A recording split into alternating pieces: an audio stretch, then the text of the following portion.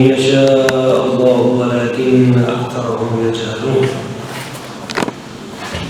وكذلك جعلنا لكل نبي عدوا شياطين الإنس والجن يوحي بعضهم إلى بعض زخرف القول غرورا ولو شاء ربك ما فعلوه فذرهم وما يفترون ولتصغى إليه أفئدة الذين لا يؤمنون بالآخرة وليرضوه بسم الله الرحمن الرحيم بسم الله الرحمن الرحيم ولو أننا نزلنا چونکہ نون کے اوپر شد ہے اس لیے گناہ کریں گے اننا نزلنا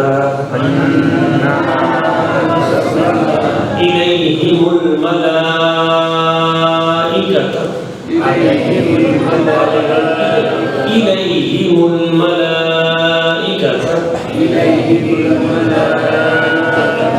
وكلمهم الموتى وحشرنا عليهم كل شيء قبلا ما كانوا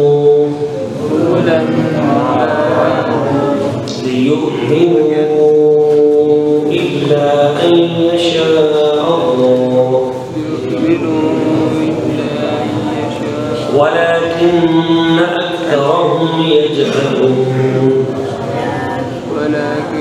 وكذلك جعلنا لكل نبي عدوا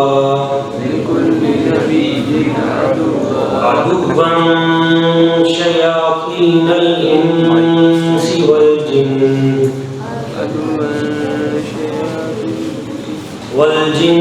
يوحي بعضهم إلى بعض زخرف القول غرورا ولو شاء ربك ما فعلوه فذرهم وما يفترون. آج ہم ان دو آیات کا ترجمہ پڑھیں گے. اللہ تعالیٰ قرآن مجید میں ارشاد فرماتا ہے وَلَوْ أَنَّنَا نَزَّلْنَا إِلَيْهِمُ الْمَلَائِكَةَ، اور اگر ہم ان کی طرف نازل کرتے، بھیجتے، نازل کرتے إِلَيْهِمْ ان کی طرف، إِلَى من طرف، ذَهَبْتُ من النبات الى مکہ المکرمہ، ذهبت میں گیا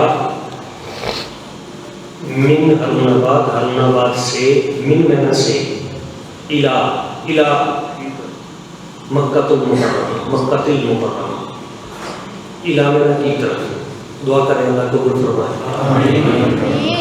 تو الیہم الملائکہ، اگر ہم نازل کرتے ہیں ان کی طرف ملائکہ، فرشتے،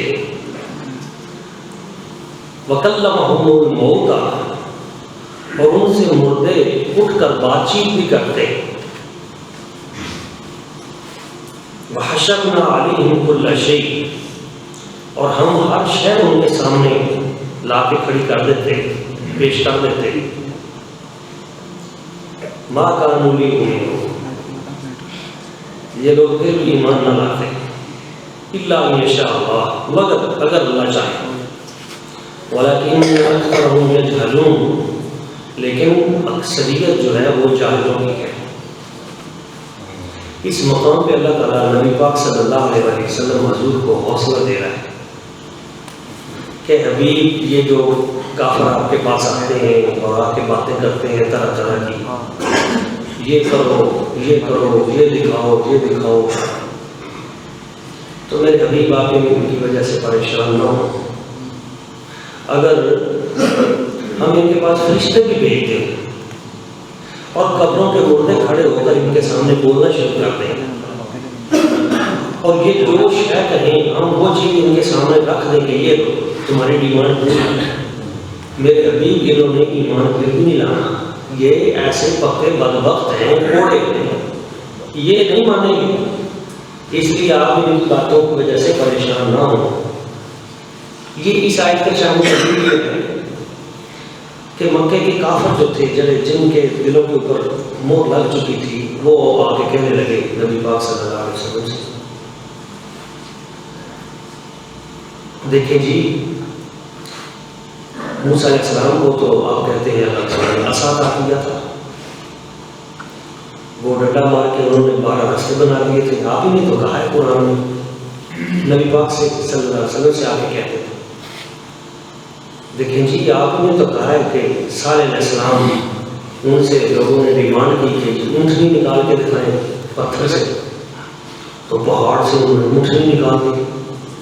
آپ نے ہی تو کہا ہے کہ عیسیٰ علیہ السلام ان کے پاس اندھے آ جاتے تھے تو ان کو آنکھیں دے دیتے تھے، پرندے پھونک مار کے اڑا دیتے تھے، ہوا مٹی میں پھونک مار کے پرندے بنا کے اڑا دیتے تھے، غیب کی خبریں دیتے تھے، مردے بھی زندہ کر دیتے تھے، تو کوئی ہمیں بھی کوئی شاید دکھاؤ نا۔ وہ حضور سے آتے یوں کہتے ہیں بھائی تم جو کہتے ہو کہ آپ تو کہتے ہیں کہ فلاں نبی نے یوں کر دیا اس طرح یہ تو آپ ہمیں بھی کوئی چیز دکھائے۔ تو آپ علیہ السلام نے ارشاد فرمایا اچھا مانگو کیا مانگتے ہو، بتاؤ جو تم کہو گے ویسے ہو جائے گا، تمہاری ڈیمانڈ کیا ہے؟ تو انہوں نے کہا کہ جی یہ جو پہاڑ ہے نا یہاں مکہ مکرمہ میں بڑا پہاڑ ہے، صفا پہاڑی سے لے کے آگے کا، آپ ایسا کریں کہ یہ پہاڑ سونا بنا دیں۔ حضور نے فرمایا ٹھیک ہے۔ رات کو ہی تو اللہ کریم نے فرمایا میرے حبیب دو چیزیں ہیں، صبح جب یہ اٹھیں گے تو یہ پہاڑ سارا سونا بن چکا ہوگا، سارا مکے کا بڑا جو پہاڑ یہ علاقہ سب سونا بن چکا ہوگا۔ دوسرا یہ ہے کہ سونا بن جائے گا، پھر اگر انہوں نے انکار کر دیا پھر ان پہ عذاب آئے گا، ایک کو بھی نہیں چھوڑا جائے گا، کیونکہ ہماری ثابتہ روایت یہی ہے۔ جن لوگوں نے ڈیمانڈ کی تھی موسیٰ علیہ السلام سے، ہم نے ان کی ڈیمانڈ پہ معجزے ظاہر کر دیے، لیکن جب منکر بنے پھر فکونوا قردۃ خاسئین، پھر بندر بن کے پھٹتا رہے۔ جنہوں نے صالح علیہ السلام سے ڈیمانڈ کی تھی کہ اونٹنی نکال کے دکھاؤ، ہم نے نکال کے دکھا دی تھی پہاڑ سے،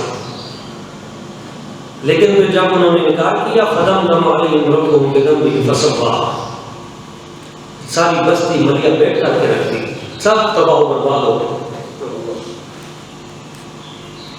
تو ہم ان کی ڈیمانڈ پر یہ پورے کا پورا خطہ سونا بنا لیں گے، لیکن اگر یہ کل منکر ہو گئے پھر عذاب ان پہ پکا ہے۔ اب میرے حبیب جیسے آپ چاہتے ہیں ہم ویسے کر دیتے ہیں۔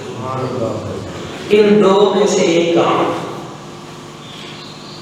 نبی پاک صلی اللہ علیہ وسلم رحمۃ اللہ حضور جانتے تھے کہ انہوں نے ان کے دل پہ مہر لگی ہوئی ہے، انہوں نے انکار کر دینا، سونا دے کر بھی انکار کر دینا، تو سرکار نے اس کی رہنے سونا نہ بناؤ، ٹھیک ہے میں ان کو خود ہی سمجھا دوں گا۔ تو یہ حضور کی رحمت تھی کہ سرکار کریمہ پہلے دور کے انبیاء کرام وہ بھی عظیم ہیں، لیکن رحمت مصطفیٰ وہ ان نبیوں کی رحمت سے بھی بڑی ہے کہ ان کے دور میں عذاب آئے اور ان کی آنکھوں کے سامنے ان کی بستیاں تباہ و برباد ہوگی اور قومیں ان کی تباہ و برباد ہوگی، لیکن یہ حضور کی رحمت ہے جب دیکھا کہ اس معجزے سے اگر یہ نہ مانے تو عذاب بھی آ سکتا ہے، تو حضور نے فرمایا نہیں ہم یہ معجزہ ظاہر نہیں کرتے۔ یہ رحمت للعالمین ہے۔ ایک اور چیز بھی اس آیت سے ہمیں سمجھ میں آتی ہے، وہ یہ کہ اللہ تعالیٰ نے پھر آگے ارشاد فرمایا میرے حبیب آپ نے صحیح فیصلہ کیا ہے، کیونکہ یہ ان کے دلوں کے اوپر مہر لگ چکی ہے۔ اگر فرشتے جو ہیں وہ قطار اندر قطار ان کے سامنے آ کے کہیں کہ نبی پاک صلی اللہ علیہ وسلم سچے ہیں، اللہ کی ذات پر حق ہے، قیامت آئے گی، فرشتے آ کے ان کو بتائیں گے، نزلنا الیہم الملائکہ، فرشتے اتریں گے، وکلمہ الموتیٰ، اور قبرستانوں سے مردے نکل کر ان کو بتائیں کہ بھائی ہم مر کے قبر سے اٹھ کے آئے ہیں، اوے اللہ کے بندو اسلام سچا مذہب ہے، حضور سچے ہیں، قرآن سچا ہے، قیامت پر حق ہے، اور جو جو یہ ڈیمانڈ کرتے ہیں ہر چیز ان کے سامنے آ جائے اور گواہی دے دے۔ میرے حبیب ماں بھی ایمان انہوں نے پھر بھی نہیں لانا۔ اس کا مطلب یہ ہوا کہ ایمان اللہ کی توفیق سے۔ اگر آپ کہیں نہیں کہ استاد جی کوئی دلیل دیں کہ دلیل سے بندہ سیدھ راہ راستے آ جائے گا، اس کے دل کا ضرور اتر جائے گا، دلیل بھی تب بھی اثر کرتی ہے جب رب کا فضل ہو۔ ورنہ مجھے بتائیے وہ موقع کے وہ کفار جنہوں نے کہا تھا اگر چاند دو ٹکڑے کر دے تو پھر تو مان جائے، تو سرکار نے انگلی کا ایسے اشارہ کیا تھا، اقتربت الساعہ، قرآن مجید میں ہے، وانشق القمر، چاند دو ٹکڑے ہو گیا۔ ساری حدیث کی کتابیں بھری پڑی، جبل ابو قبیس پہ میرے سرکار نے انگلی یوں کی، چاند دو ٹکڑے ہو گیا۔ مجھے بتائیے وہ ابو جہل جس نے یہ مطالبہ کیا تھا وہ مسلمان ہوا؟ نہیں ہوا نا؟ اچھا کوئی دلیل کمزور تھی؟ اس سے بڑی کوئی دلیل ہو سکتی ہے؟ دلیل تو مضبوط تھی، پر جس نے نہیں ماننا اس نے چاند بڑے ہوتے دیکھ کر بھی نہیں ماننا، اپنی مٹھی میں لے کے آ گیا تھا کنگریاں، یہی ابو جہل، اور آ کے کہنے لگا نبی پاک صلی اللہ علیہ وسلم سے بتاؤ میری مٹھی میں کیا ہے؟ اگر آپ بتا دیں میں کلمہ شریف پڑھ کے مسلمان ہو جاؤں گا۔ تو سرکار نے فرمایا اچھا میں بتاؤں یا یہ تیری مٹھی میں جو ہے وہ بتائے کہ میں کون ہوں؟ اب اس سے بھی بڑی بات ہوگی، ایک یہ ہے کہ تیری مٹھی میں جو ہے وہ بتائے کہ میں کون ہوں، اس نے کہا یہ ہو جائے تو اس سے تو بڑی بات ہی نہیں ہو سکتی، کیونکہ مجھے پتا ہے میری مٹھی میں جو بے جان چیز ہے وہ تو بولنے کے لائق نہیں ہے، وہ کیسے بتا سکتی ہے کہ آپ کون ہیں؟ تو سرکار نے اشارہ فرمایا تو اس کی مٹھی کے اندر جو کنکریاں تھیں وہ بول کے کہنے لگی اشہد انک رسول اللہ، حضور ہم گواہی دیتے ہیں آپ اللہ کے سچے رسول ہیں، آپ کا دین سچا ہے، آپ کا مذہب سچا ہے، آپ سچے ہیں۔ تو جیسی وہ اس کی مٹھی میں تھی لیکن زبان نبی پاک کی بول رہی تھی، مٹھی اس کی تھی، دلیل حضور کی تھی، تو جلدی جلدی بھائی کہنے لگا وہ ادھر بھی جادو چڑھ گیا، وہ بعد وقت کہنے لگا یہ جادو اب ادھر بھی آ گیا۔ تو جس نے نہیں ماننا دوستو اس نے سورج واپس پلٹتے دیکھ کر بھی نہیں مانا، اس نے چاند دو ٹکڑے ہوتے دیکھ کر بھی نہیں مانا، اس نے اس کے ہاتھوں میں کنکریاں نہیں ماننا، ڈیمانڈ کی تھی کہ جی یہ درخت ہے اسے آپ حکم کریں، چل کے آئے، حضور کے اشارے پہ درخت چل کے آتا ہے، خشک لکڑی کا تنا حضور کی محبت میں روتا ہے، اور عاشقان رسول صحابہ کرام ساری مسجد نبوی ان کی اس دن حنانہ کی پکار کو سنتی ہے۔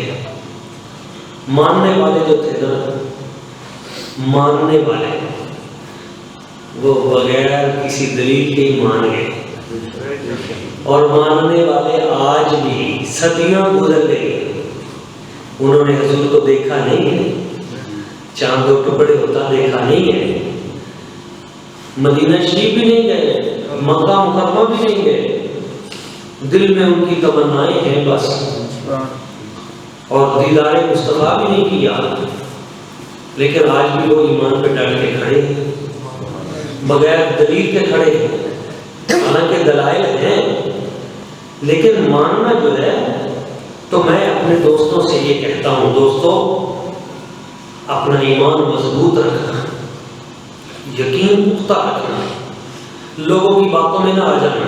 اللہ تعالیٰ یہاں پہ فرماتا ہے کہ لوگ بڑی خوش نما باتیں کریں گے چرب زبانی سے۔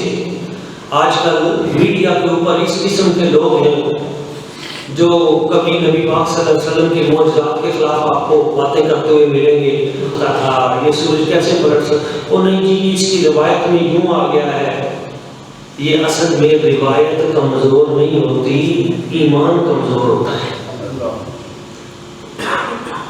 یہ راوی کمزور کم ہے، ایمان کمزور زیادہ ہے ان لوگوں کا۔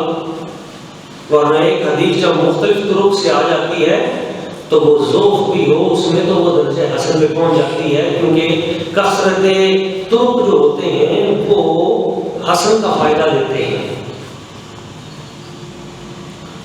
تو جو معجزات کا نبیوں سے انکار کیا جاتا ہے، اللہ کے بندو اللہ نے یہ شانیں تو ولیوں کو بھی عطا کی ہوئی ہیں۔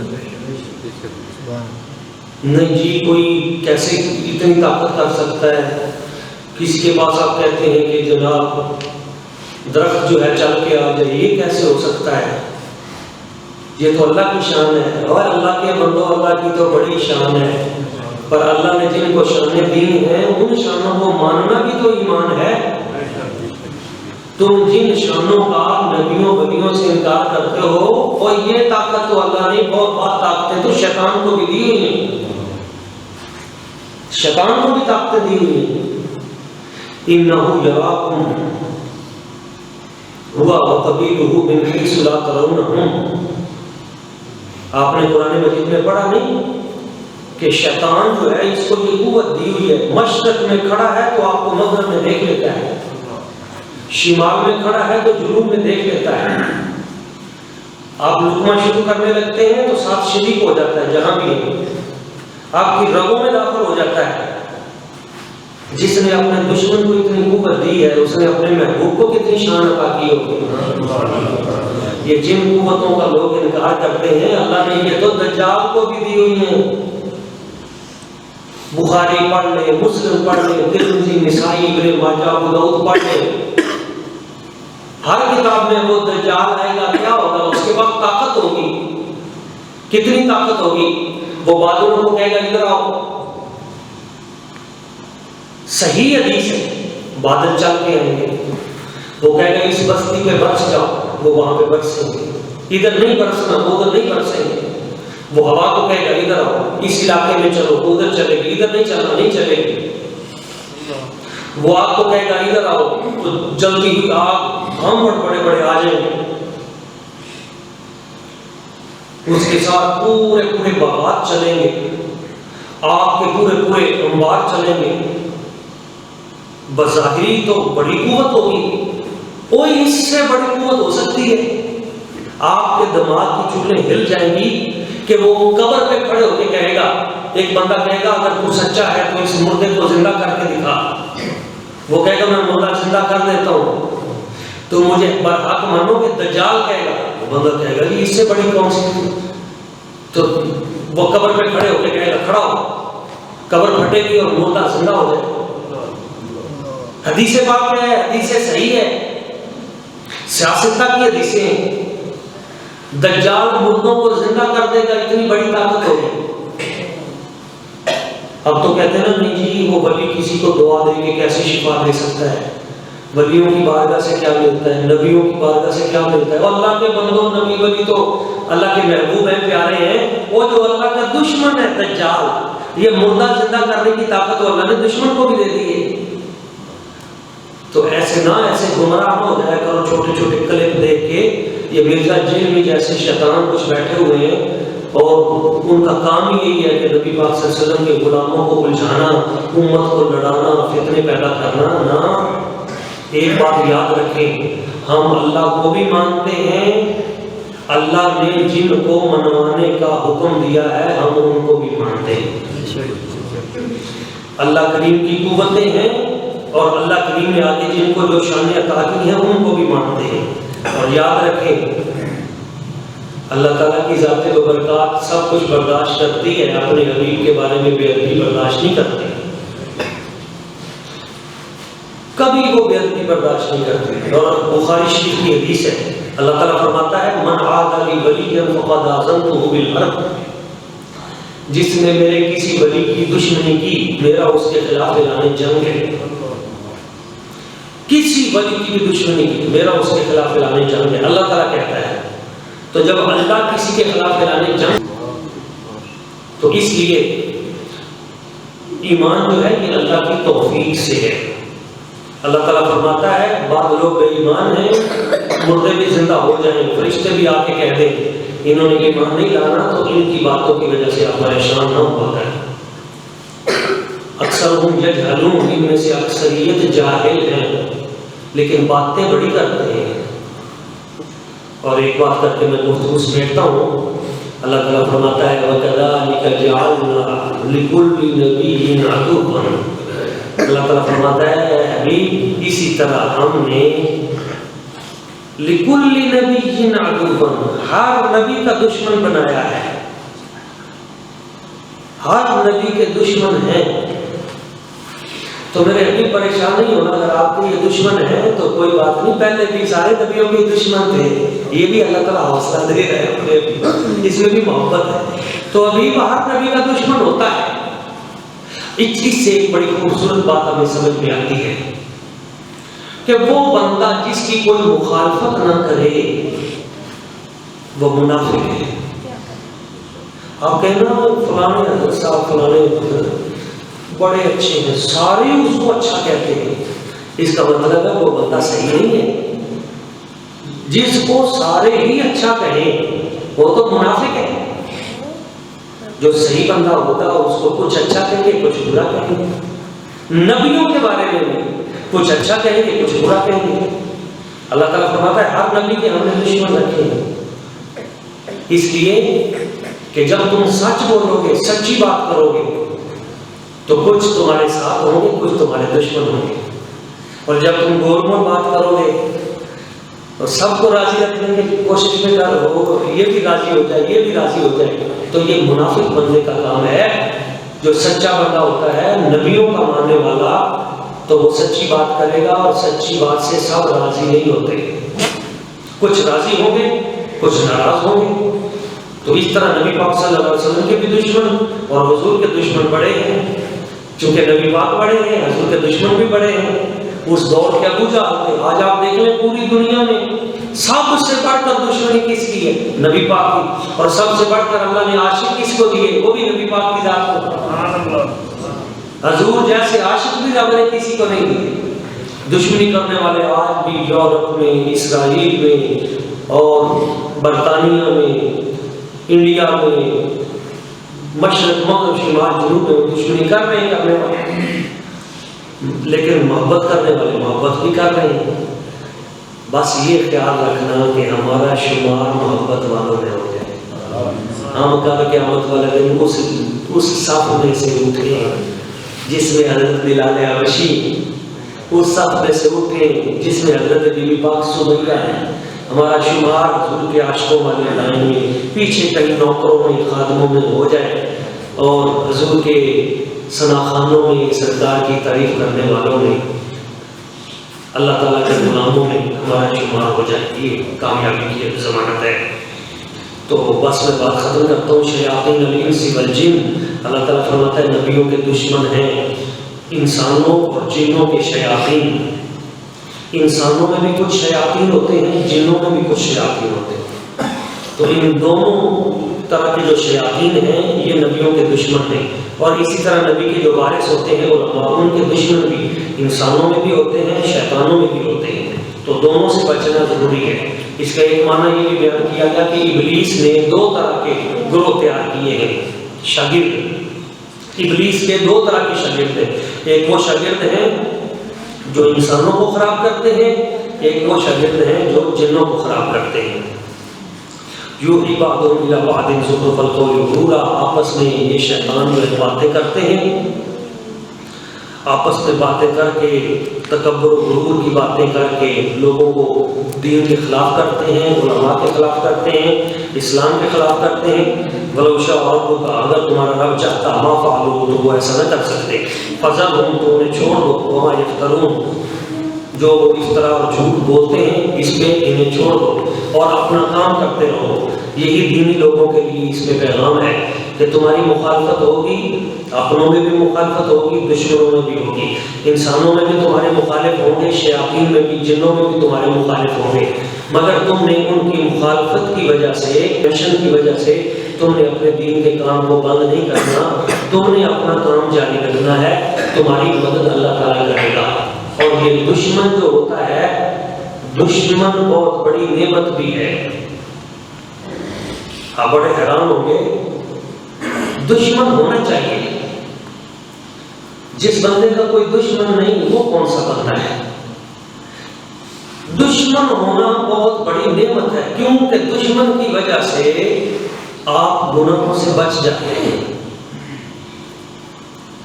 آپ کے ارد گرد، آپ کے ہمسایوں میں کوئی آپ کا دشمن ہے، آپ کے ذہن میں یہ خوف رہتا ہے میں اگر کوئی نقص کروں گا، کمی، میرا دشمن ہے وہ بات کو پھیلا دے گا، تو اس وجہ سے آپ گناہ نہیں کرتے، کئی بار برائیوں سے بچے رہتے ہیں۔ تو اس اعتبار میں دشمن نعمت ہے۔ ہاں، خطرناک کون ہے؟ منافق۔ منافق سے بچیں، دشمن ہونے چاہیے لیکن منافقت سے بچیں۔ کیوں؟ منافق وہ ہے جو آپ کو جب بھی ڈالے، مسکرا کے ملے، ایسے سینے سے لگا کے پیچھے سے چھری پھیرے۔ تو قرآن مجید نے بار بار منافقوں سے ڈرایا، منافقوں سے بچیں۔ پوری سورۃ المنافقون ہے، سورۃ الکافرون اتنی سی ہے، چھوٹی سی ہے سورۃ الکافرون، لیکن سورۃ المنافقون بڑی ساری ہے۔ کیوں؟ یہ خطرناک بہت ہے، یہ آپ سے محبت بھی کرتے ہیں، آپ کو ملتے بھی ہیں، جب بھی ڈالتے ہیں، اور پھر اندر اندر سے آپ کا رگڑا بھی نکالتے ہیں۔ ان سے بچنا چاہیے۔ دشمن ہو تو کوئی بات نہیں ہے، دشمنوں کی وجہ سے بندے کے کام اچھے چلتے رہتے ہیں، بندہ غلطی نہیں کرتا، کمی کوتاہی سے بچتا ہے، وہ ہر وقت آپ کے اوپر مسلط رہتا ہے۔ تو میں تو قاری صاحب سے بھی کہتا ہوں آپ پریشان نہ ہوا کریں، دشمن ہونے چاہیے، وہ آپ کی نماز سیٹ کر کے رکھتے ہیں، آپ کا جو ٹائم ہے وہ بھی سیٹ کر کے رکھتے ہیں، آپ کے باقی معاملات بھی جو ہے نا بالکل آپ کو پتہ ہے انہوں نے مجھے رگڑ دینا ہے اس سے میں، اس لیے یہ اللہ کی نعمت ہوتی ہے کیونکہ آپ کا کام ٹھیک چلتا رہتا ہے ان کی وجہ سے۔ البتہ منافقوں سے ڈرنا چاہیے، اللہ تعالیٰ سے بچنا چاہیے کہ وہ آپ سے محبت بھی کریں، آپ کے ہاتھ بھی چومیں، آپ کے جو ہے وہ ہاتھ بھی لگائیں اور اس کے بعد آپ کا رگڑا بھی ڈال دیں۔ اللہ تعالیٰ کی بارگاہ میں سے دعا ہے، جو چند چیزیں میں نے بیان کی ہیں ہمیں سمجھنے کی، ان پہ عمل کرنے کی اور اس پیغام محبت کو آگے پہنچانے کی توفیق اور سعادت عطا